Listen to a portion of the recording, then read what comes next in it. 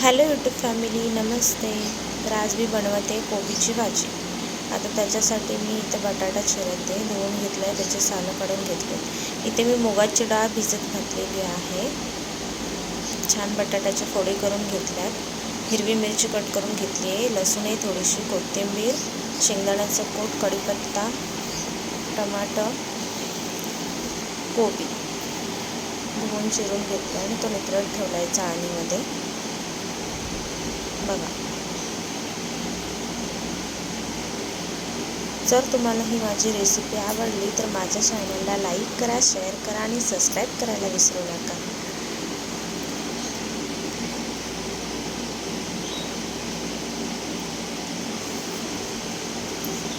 चला तर मग सुरुवात करूया. आता मी इकडे गॅसवरती कढई ठेवली आहे, त्याच्यामध्ये मी 2 चमचे तेल टाकते. तुम्हाला जेवढं तेल पाहिजे तेवढं तुम्ही तेल टाका. मला तर भाजीमध्ये तेल जास्त आवडतं. तेल गरम झाल्यावर मी त्याच्यामध्ये मोहरी टाकलेली आहे. मोहरी तडतडली की कढीपत्ता टाकायचे. त्यानंतर कट केलेली हिरवी मिरची टाकते, लसूण टाकते, बारीक कट केलेला टमाटर. आता छान परतून घ्यायचे. तर याच्यामध्ये मी ती भिजत टाकलेली मुगाची डाळ टाकते. तुम्ही इथे चणा डाळ पण टाकू शकता, चणा डाळ पण छान होते, पण मी आता मुगाची डाळ टाकते. मुगाची डाळ परतून झाल्यानंतर त्यात थोडीशी हळद टाकते. आता मी कट केलेला बटाटा याच्यामध्ये टाकते.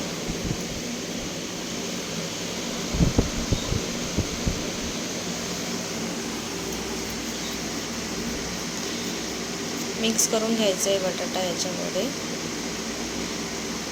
आता जो कोबी ठेवला होता बारीक चिरून तो याच्यामध्ये मिक्स करते. आता मी भाजी बनवताना भाजीमध्ये पाणी टाकणार नाही आहे, कारण ही भाजी मी वाफेवरती शिजवणार आहे. त्याच्यामुळे हे मिक्स केल्यानंतर मी एका ताटामध्ये पाणी ठेवून ते ताट त्याच्यावरती झाकून ठेवणार आहे. 4 ते 5 मिनटं भाजी मी स्लो गॅसवरती शिजवून घेणार आहे. बघा,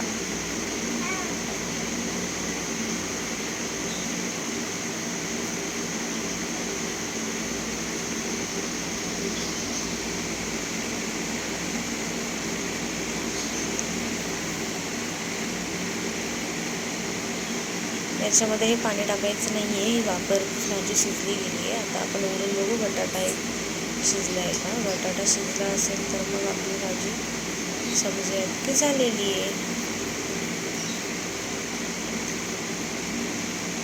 दिसायला तर छान दिसते आणि मला कोबीची भाजी आवडते. शिजला आहे बटाटा. आता वरतून मी याच्यावरती शेंगदाण्याचं कूट टाकणार आहे. याच्यामध्ये तुम्ही ओला नारळाचं खोबरं पण किसून टाकू शकता, पण आता माझ्याकडे नाही आहे म्हणून मी शेंगदाण्याचं कूट टाकते.